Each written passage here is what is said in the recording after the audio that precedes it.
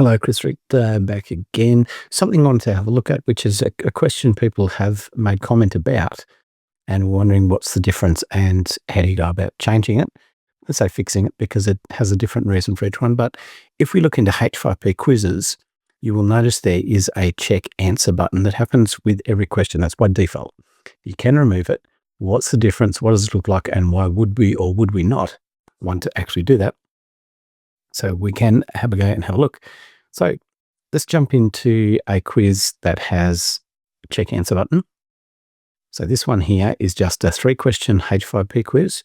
Fairly simple. I put the answers in here so we know what the answer is as we go. So what is blue? Well, it is blue. Then they click on check answer. So they'll click once to select blue, once for check answer, and then again for the next question. What is 5?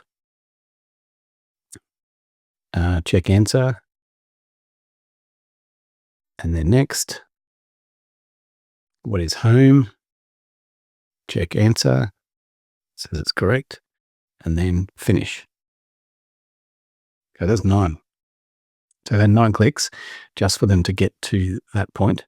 Then they can go retrials or show solution as well, and it will show them the solutions, even though it showed them the solutions as they went.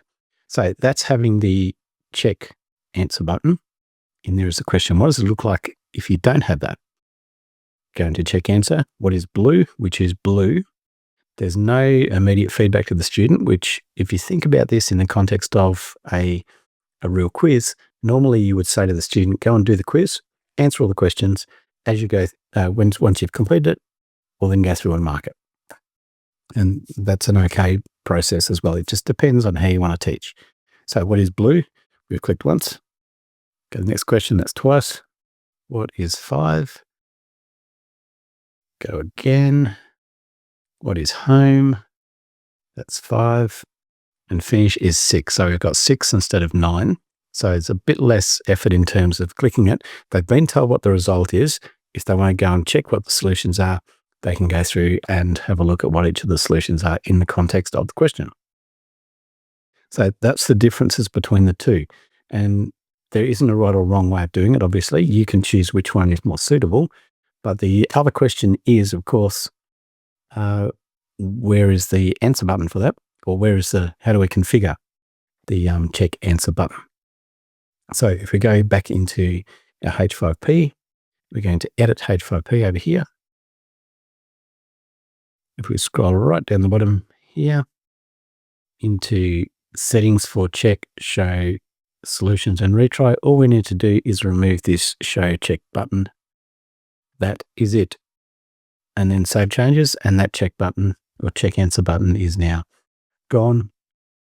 They won't need that, and they can go through and do the quiz or do the questions without immediate feedback, but then getting the feedback or being able to go through the questions afterwards and see what they got right, what they got wrong, and have a look at all that. Now, one other question you may be wondering too, what if we go into our question here and we go and edit, and what if we add in here a tooltip that says message displayed if answer is selected, and we put in the word correct, and down here we put in the word incorrect, and down here incorrect as our answers, and we save that.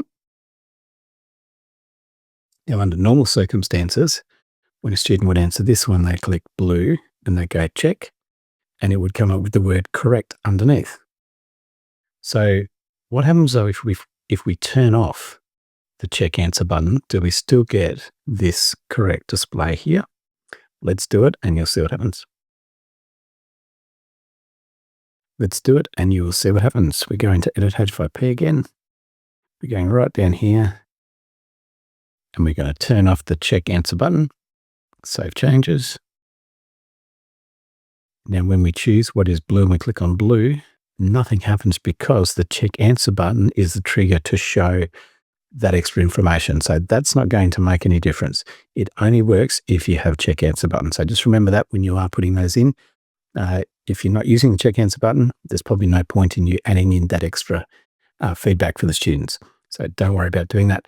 But hopefully that's given you a little bit of a help with including or not including the check answer button in a H5P quiz. Hopefully that's helped you out a bit extra with your H5P quizzes. If you are looking for more advanced information or more information at all about H5P, I do have a course there. Check in the links down below on H5P. Also some information on some of the other platforms that might help you out as well if you are creating courses. I hope that's helped you out. I'm Chris Richter. I'll talk to you again soon.